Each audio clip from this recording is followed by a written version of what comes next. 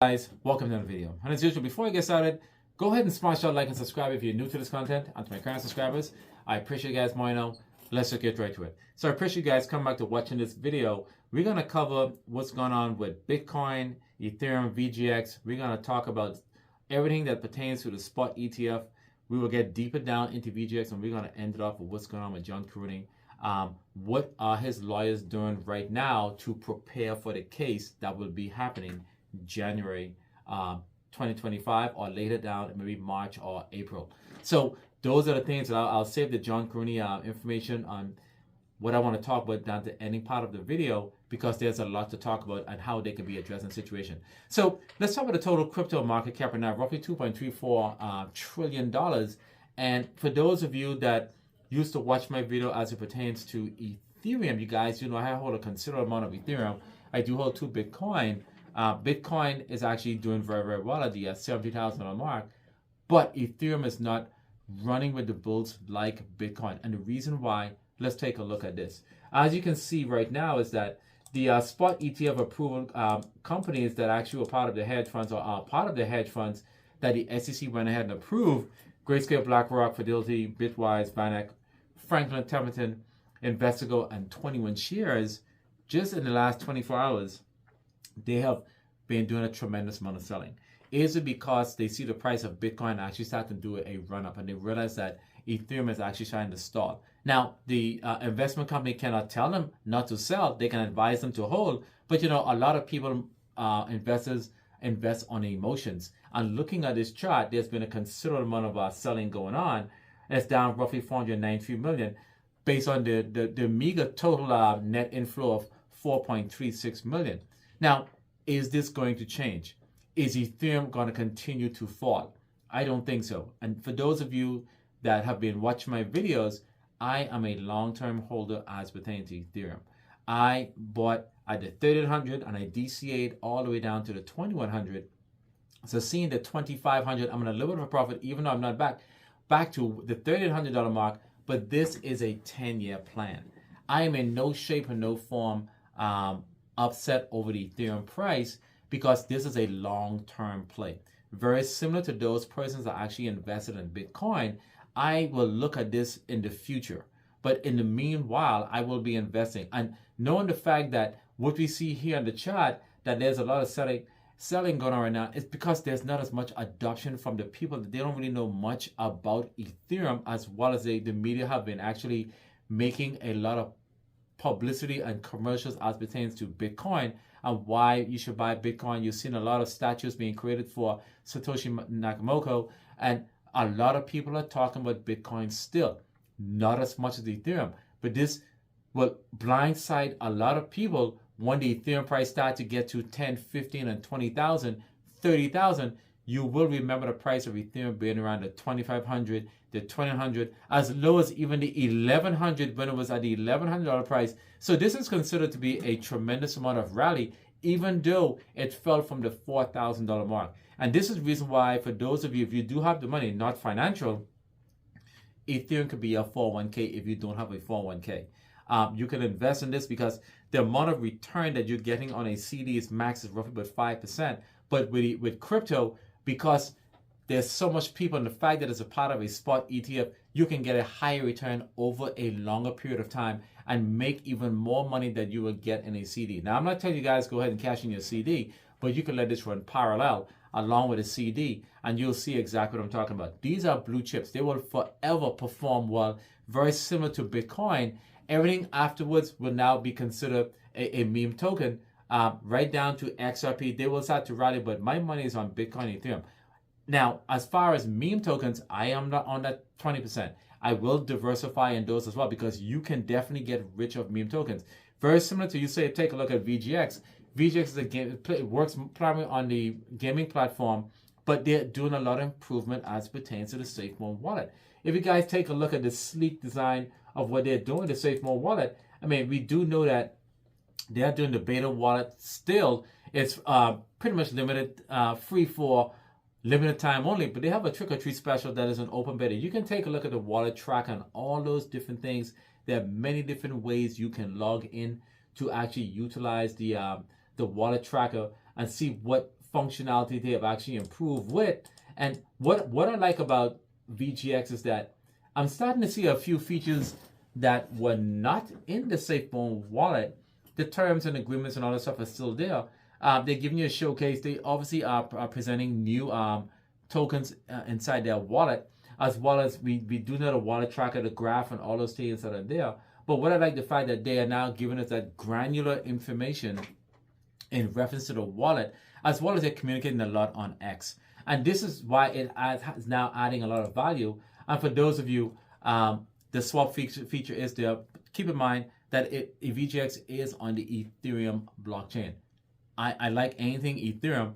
And guys, the price of Ethereum, the gas fees are extremely low. So not saying it's not an issue. It's not an issue as what it was before. There's a lot of ways you can actually save money with buying meme tokens on the Ethereum blockchain. Now, VGX right now, and I'm looking at the swap, all I can tell you guys is this. I am happy with what I'm seeing with VGX, the fact that they are now revolutionized what's happening with the Safemoon wallet. They're doing their very own thing. We know the issue with the tokens, getting them back for Safemoon. They have been very, very clear that they didn't buy it. We know that SM Ventures, hopefully somebody can make an arrangement, or maybe SM Ventures can go ahead and start something.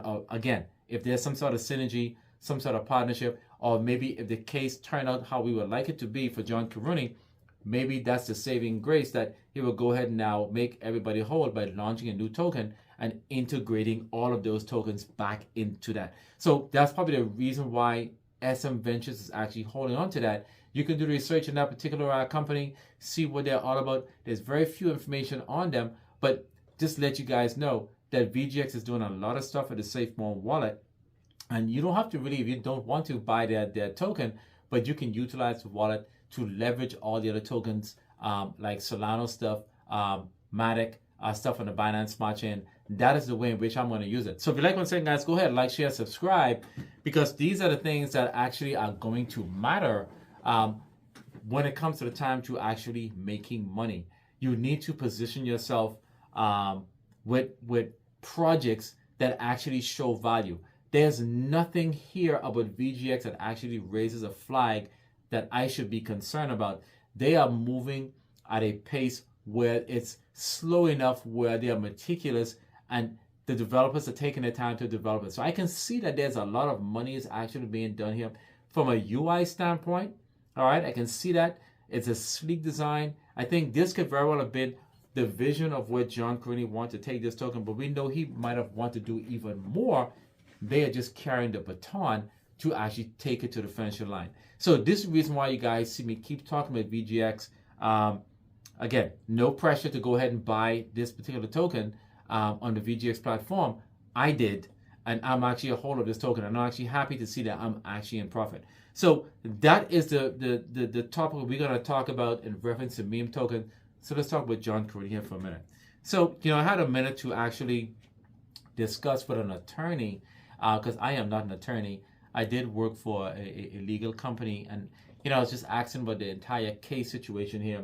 And what I want to know about is basically right now, since the case of John Karuni is actually going to be happening in 2025, between March and June. Okay, what are some of the things that the lawyers are actually doing right now to prepare for this case? And for one of the things they said, they're going to go ahead, they're going to dispute claims of investor harm. They're going to go ahead and prove that investors were not harmed, that whatever's being transpired was not the cause of John Karuni. They have to prove that in court. They have to have enough information to go ahead and support the case on all those things. Another thing is that they're going to go ahead and do, they're going to challenge the fraud allegations.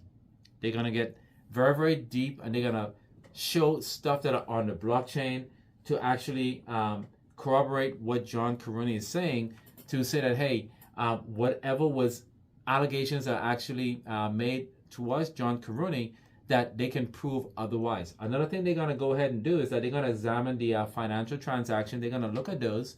And remember, a lot of the wallets don't really have a name, even though they CoffeeZilla said stuff in reference to, oh, this is the same wallet. They're going to prove that there is no proof that it was actually him. Okay, it could have been Nike. It could have been Thomas Smith. It could be some other person that's actually moving monies around. Okay, even though he was the CEO, as a CEO, for those of you that have worked for maybe corporate America or different big companies, a lot of the things that doesn't happen, but the CEO does make the okay, the nod to say go ahead and do certain things, but physically doing the stuff, a lot of things that don't really happen by the CEO. Another thing they're gonna go ahead and talk about is that they're gonna go ahead and provide evidence of corporate governance in reference to who is responsible for what, and making things happen. Remember that a lot of developers that are actually were responsible for contract addresses and forking with the wallet and making sure things are happening. And these are things that John Caroni was not involved in. John Caroni is not a software developer, and these are the things that the lawyers are going to go ahead and mention in court in reference to who was responsible for moving funds around on the blockchain. And last but not least, they're going to get witness testimony to provide evidence of and get expert opinions in reference to what people are saying. Now, a lot of people need to understand, I've watched many different YouTube videos where there are people that actually work for Safemoon, and they didn't like his demeanor, his behavior, and all those different things. Now, for those of you, let you guys know, Elon Musk doesn't have a great behavior.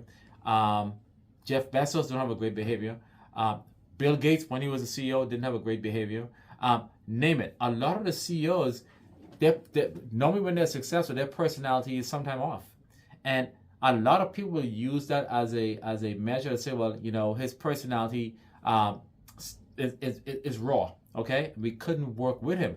And what I've noticed that a lot of those successful business CEOs, their personality, some of those people are odd. They're very, very odd. So for them to say that this is the reason why the company failed, it has no warrant. Okay, all this that would not even stand in court that he had a terrible personality. They're gonna look at the data, the evidence. They're gonna try to dispute the evidence and prove his innocence through all of those means that I mentioned, right down to an expert witness and their opinion and in reference to their testimonies on what can transpire. We know that this is a big deal. We know that this is a very, very important case. We know that there's a chance that if this does not go as planned, he can get a considerable amount of time.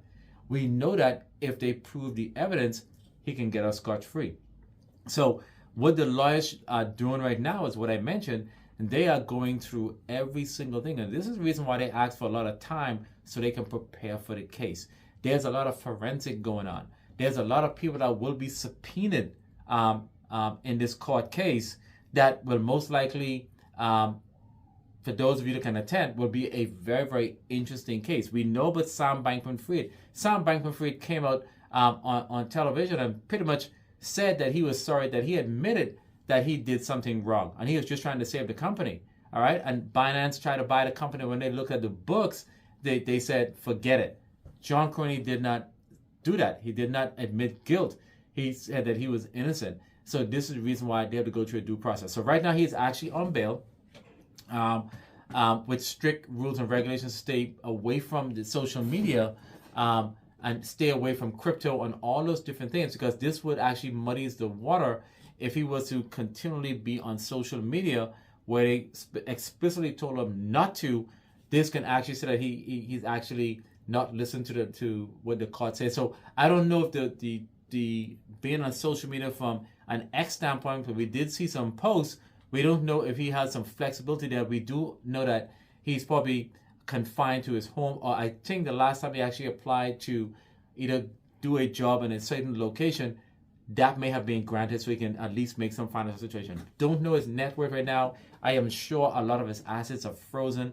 I think he is under responsibility of his parents right now in Utah. So these are the updates that I want to bring, but the premises right here is that how the court is the lawyers are actually preparing for this whole situation. So this is what I'm bringing to you guys. No new updates, but that is the approach and where I think the attorneys are actually going from there. So I will be keeping a close tab on how the case is actually transpiring, as well as what is SM Venture going to do with those particular tokens. Are they going to go ahead and say, hey, if you want to buy the tokens, we're going to offer a price? Maybe they will pitch it to VGX.